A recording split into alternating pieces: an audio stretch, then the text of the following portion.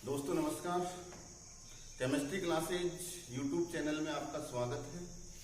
दोस्तों इस YouTube channel में अभी तक हमने जो एल्कोहल वाला चैप्टर था, यानी जो ऑक्सीजन युक्त कार्बनिक यौगिक वाला चैप्टर था, उसमें एल्कोहल भाग था, उसका हमने एल्कोहल में बनाने की विधियों तक पढ़ लिया था। आज अपने को एल्कोहल के भौतिक गुण पढ़ेंगे, जिसको हम अपनी भाषा में बोले physical properties of alcohol.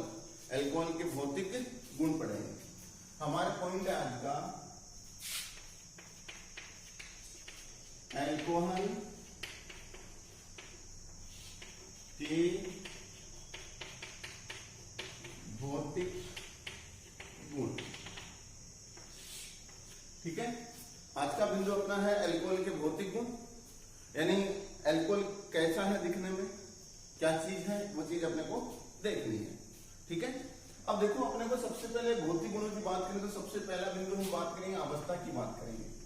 Physical state, भौतिक अवस्था की बात करेंगे। पहला बिंदु अपना है भौतिक अवस्था है, फिजिकल स्टेट की बात करेंगे। भौतिक अवस्था क्या होती है, कौन से एल्कोहल किस अवस्था में होता है, उनके बारे में हम चर्चा करेंगे। तो देखो होता क्या है दोस्तों, अपने पास जो एल्कोहल है उसमें कार्बन संख्या 1 से लेकर कार्बन संख्या 11। इसका अभिप्राय ये हो गया कि एक कार्बन वाला तो क्या हो गया, मेथेनॉल हो गया।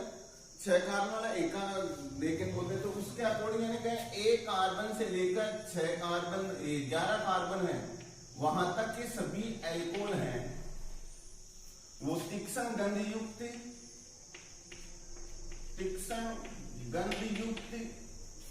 कैसे, गंध कैसी है, तीक्ष्ण गंध है।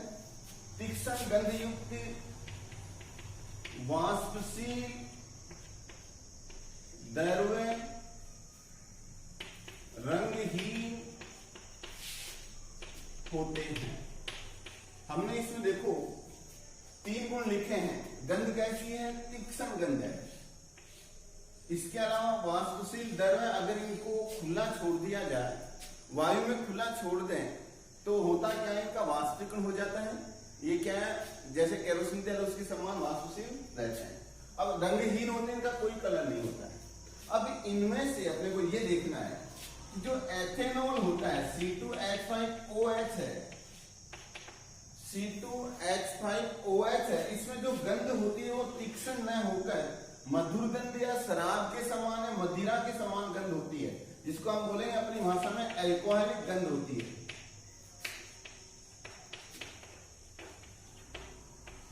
इसमें कैसी गंध आती है, एल्कोहलिक गंध आती है। यानी कहने का अभिप्राय जो एल्कोहल होते हैं उनकी भौतिक अवस्था में हमने कहा कार्बन 11 यानी 1 से लेकर 11 तक के जो सभी सदस्य हैं वो तीक्ष्ण गंध वाले, वाष्पशील द्रव्य और रंगहीन होते हैं। इनमें से हमने कहा एथेनॉल होता है, उसमें गंध है वो तीक्ष्ण न होकर एल्कोहलिक गंध या मदिरा के समान गंध आती है। इसके अलावा मैं कहूं कार्बन 11 से अधिक वाले, कार्बन 11 से अधिक वाले जो एल्कोहल हैं वो मोम जैसे ठोस होते हैं। कैसे होते हैं, मोम जैसे ठोस होते हैं। कैसे ठोस होते हैं दोस्तों, मोम जैसे ठोस, यानी अपना जो मोम होता है उसके समान हल्का सा गर्म करेंगे पिघल जाएंगे, वरना क्या है अर्ध ठोस भी बोल सकते हैं। ठीक है, तो अपने पास ये हो गया भौतिक अवस्था की बात हो गई। फिजिकल प्रॉपर्टीज में हमने क्या भौतिक अवस्था फिजिकल स्टेट की बात कर ली। पहला बिंदु अपना था फिजिकल स्टेट की बात हो गई। अब 2 नंबर बिंदु हम जानेंगे। 2 नंबर बिंदु है वो है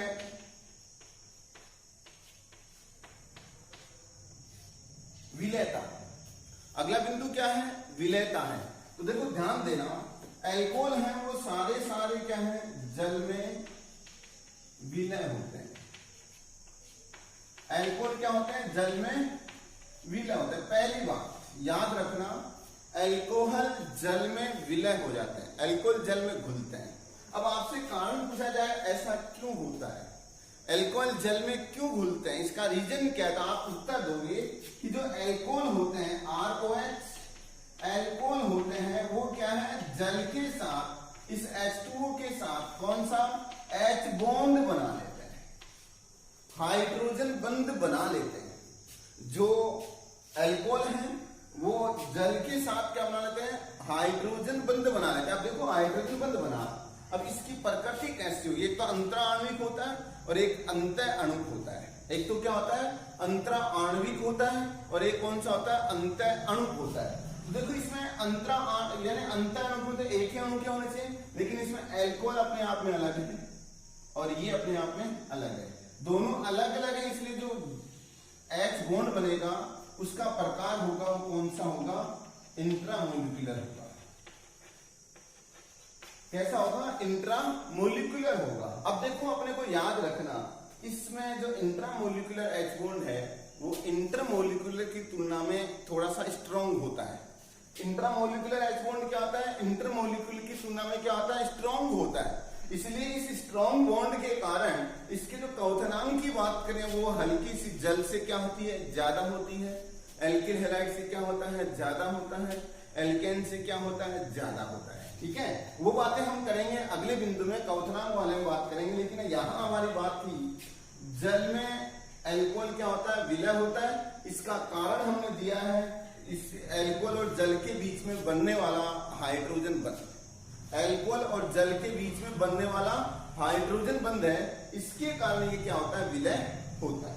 अब देखो अपने को ये बात करना है कि हमारे पास अगर एल्कोहल अलग अलग है, या मैं ऐसा कह दूं कि एल्कोहल की स्ट्रक्चर की चर्चा कर लें कि एल्कोहल में क्या क्या है या किस प्रकार से। देखो ध्यान देना, मेरे पास है एल्कोहल ROH, इसमें दो भाग है। एल्कोहल के कितने भाग है, दो। एक तो कौन सा है, एल्किल समूह, और एक कौन सा है, हाइड्रोक्सी समूह।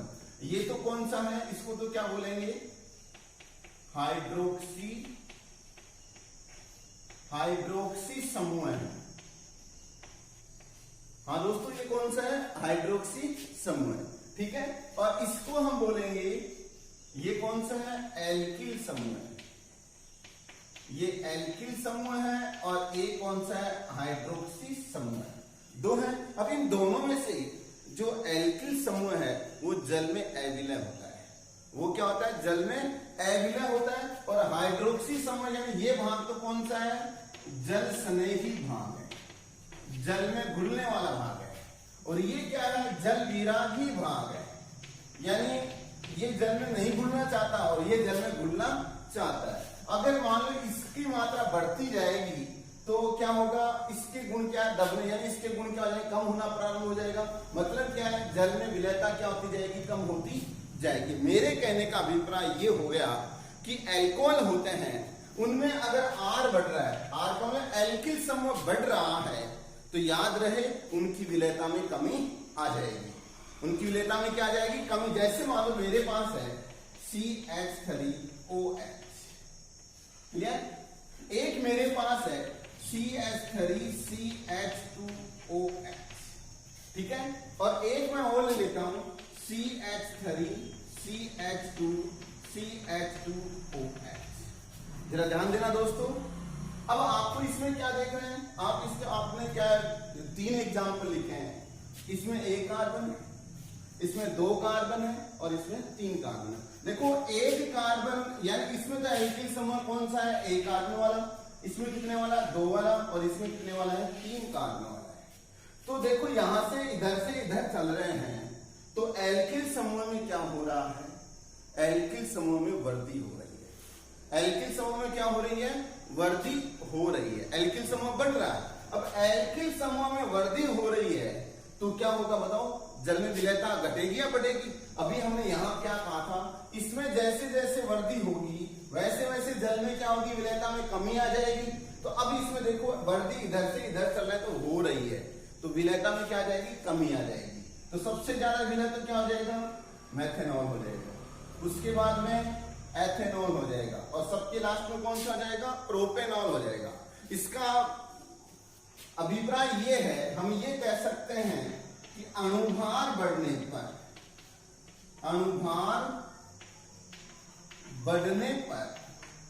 क्या बढ़ने पर, अणुभार बढ़ने पर जल में या जल की विलयता में कमी आ जल की विलेयता में क्या आती है? कमी आती है। कब आती है? अनुभार बढ़ने पर जल की विलेयता में क्या आती है? कमी आती है। क्लियर? अब देखो अपने को क्या करना है। अभी हमने कहा अनुभार बढ़ा तो जल की विलेयता में क्या होगी? कमी। तो आप क्या करोगे? अनुभार के वितकर्मानुपाती क्या है? विलेयता है। हम क्या बोलेंगे? जो विलेयता है इनकी विलेयता सीधा समानुपाती 1/, अल्कोहल के अनुभार, अल्कोहल के अनुभार के वितकर्मानुपाती। अनुभार कब बढ़ेगा?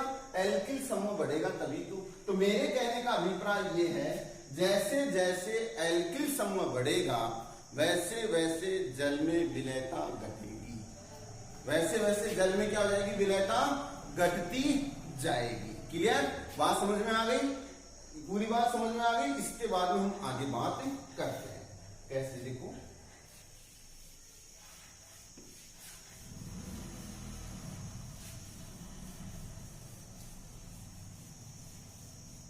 देखो अभी हमने क्या कहा?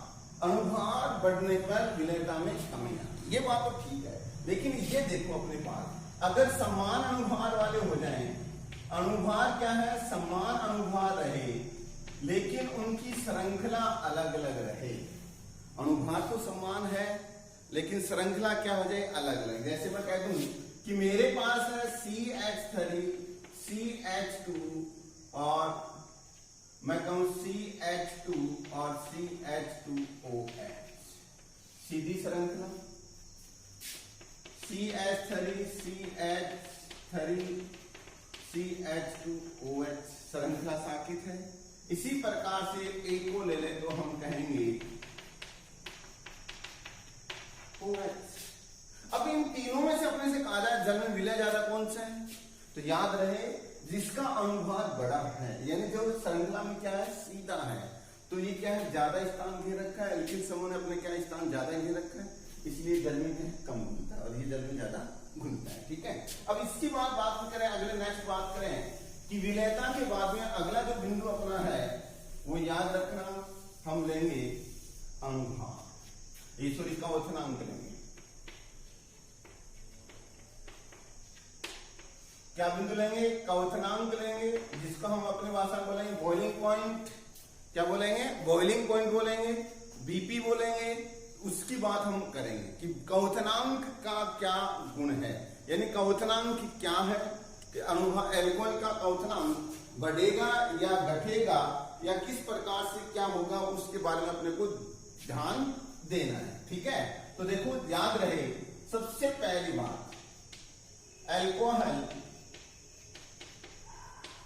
एल्कोहल का कवचनांक अपने संगत अनुभार वाले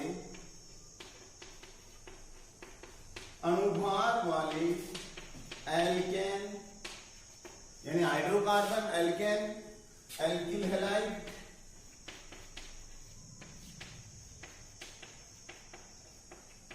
आदि से ज्यादा होता है, ज्यादा होता है। क्लियर? आपने क्या लिखा? एल्कोहल का कवचनांक अपने संगत अनुभार वाले एल्केन और एल्किल हैलाइड से ज्यादा होता है। अब इसका कारण क्या है वो ध्यान देना।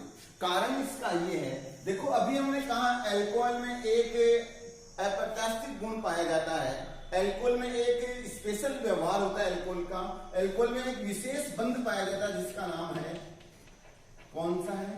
H bond. कौन सा है? H bond. यानी एल्कोहल में हाइड्रोजन बंध बनाने की प्रवृत्ति भी पाई जाती है। एल्कोहल क्या करेगा? H बॉन्ड बना सकता है। जैसे मैं कह दूं ROH ये, और मैं कह दूं ROH, दोनों के बीच में क्या बन गया? H बॉन्ड बन गया। अब ये H बॉन्ड बन गया तो इस बंध को तोड़ने के लिए अपने को क्या करना पड़ेगा? ऊर्जा देनी पड़ेगी। थोड़ी सी ऊर्जा क्या है? अपने को अतिरिक्त ऊर्जा प्रदान करनी पड़ेगी। अब इस बंध को तोड़ने के लिए आपने ऊर्जा ज्यादा दी तो क्या हो गया? बीपी क्या हो गया? ज्यादा हो गया। बीपी का मान क्या हो जाएगा? ज्यादा हो जाएगा, अधिक हो जाएगा। तो मेरे कहने का मतलब ये हो गया, एल्कोहल है वो अपने संगत अनुभार वाले एल्केन और एल्किल हैलाइड हैं, उनसे क्या होते हैं, क्वथनांक अधिक रखते हैं। इसका कारण अपने से पूछा जाए कि ऐसा क्यों होता है, तो आप इसका उत्तर दोगे क्योंकि अल्कोहल में अतिरिक्त H बॉन्ड बनाने की प्रवृत्ति पाई जाती है। अल्कोहल में क्या पाए जाते हैं, अतिरिक्त H बॉन्ड बनाने की प्रवृत्ति पाई जाती है। अब देखो अपने को धीरे धीरे ध्यान देना, अपने को ध्यान ये देना है कि अगर अणुभार बढ़े, हम लिखेंगे अणुभार बढ़ने पर, अणुभार बढ़ने पर क्या क्या बढ़ने पर दोस्तों क्या बढ़ेगा, अणुभार। तो आप लिखोगे अणुभार बढ़ने पर जो क्वथनांक है, क्वथनांक के मान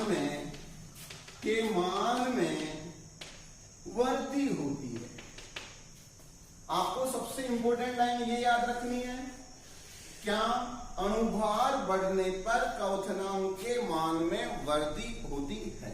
अब अपने से सवाल पूछा जाए ऐसा क्यों होता है भाई, ऐसा क्यों होता है, यानी अपने से ये पूछा जाए कि ये लाइन सही क्यों है, ऐसा थोड़ी होता है भाई।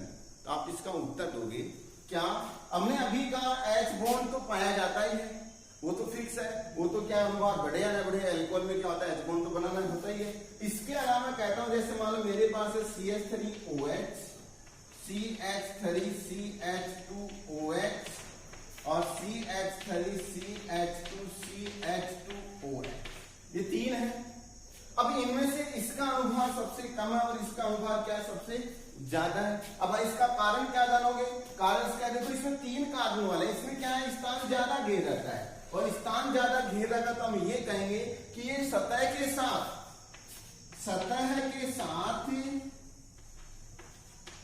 वान डेर वाल बंध अधिक बनाता है। सतह के साथ क्या है, वान डेर वाल बंध द्वारा जुड़ा होता है, तो इसलिए क्या इसका क्षेत्रफल ज्यादा है, तो वान डेर वाल बंध भी क्या हो गए, ज्यादा हो गए। अब इस बंध को तोड़ने के लिए, इन बंध को तोड़ने के लिए, हालांकि काल्पनिक है फिर भी थोड़ी बहुत ऊर्जा ज्यादा देनी पड़ेगी। तो ऊर्जा देनी ज्यादा पड़ेगी तो क्या हो जाएगा, इसका क्वथनांक क्या हो जाएगा, ज्यादा हो जाएगा, इसका क्वथनांक क्या हो जाएगा, ज्यादा हो जाएगा। तो याद रहे आप क्या लिखोगे, क्वथनांक है वो सीधा समानुपाती होता है किसके, अणुभार के। अणुभार बढ़ा तो क्वथनांक भी बढ़ा, अणुभार बढ़ने पर क्वथनांक भी क्या होता है, बढ़ता है। अणुभार में वृद्धि होगी तो क्वथनांक भी क्या हो जाएगी, वृद्धि हो जाएगी। अब इसके बाद में हम बात करते हैं आगे, अगली बात हम इसी में करते हैं। अभी हमने कहा अणुभार बढ़ने पर अल्कोहल के क्वथनांक में वृद्धि होती है, ये कहा। लेकिन अब हम ये कहें अगर समान अणुभार वाले आ जाएं, समान अणुभार रहे, अणुभार तो क्या रहे, समान, लेकिन जो प्रतिस्थापियों की संख्या अलग अलग है, अलग अलग रहे, प्रतिस्थापी संख्या क्या रहे, अलग अलग रहे, तो उनके क्वथनांक पर क्या असर पड़ेगा या क्या प्रभाव पड़ेगा। जैसे अभी हमने कहा कि जो क्वथनांक है, इसका सीधी सी बात कह दूं, क्वथनांक है वो सीधा समानुपाती, व्युत्क्रमानुपाती होंगे क्या, जो अपने पास प्रतिस्थापियों की संख्या की, प्रतिस्थापियों की संख्या, ठीक है। अब आप कैसे कहोगे, मेरे पास है CH3 CH2 CH2 CH2OH, इसका नाम है, 4 कार्बन है तो ब्यूट प्लस सारे एकल बन है तो एन लगा, अनुलग्न ओ लगा दो तो सभी को जोड़ दो, ब्यूटेनॉल है। इसी प्रकार से CH3 CH3 CH2OH और CH3 CH3OH, क्लियर। अब अपने को ध्यान देना, इसमें श्रृंखला में, इस श्रृंखला में कोई प्रतिस्थापी नहीं है। हमने क्या कहा, प्रतिस्थापी बढ़ेंगे तो भैया क्वथनांक क्या होंगे, घटेंगे, ठीक है बेटा, क्वथनांक क्या होंगे, घटेंगे, यानी प्रतिस्थापी बढ़ेंगे तो क्वथनांक क्या होंगे, घटेंगे।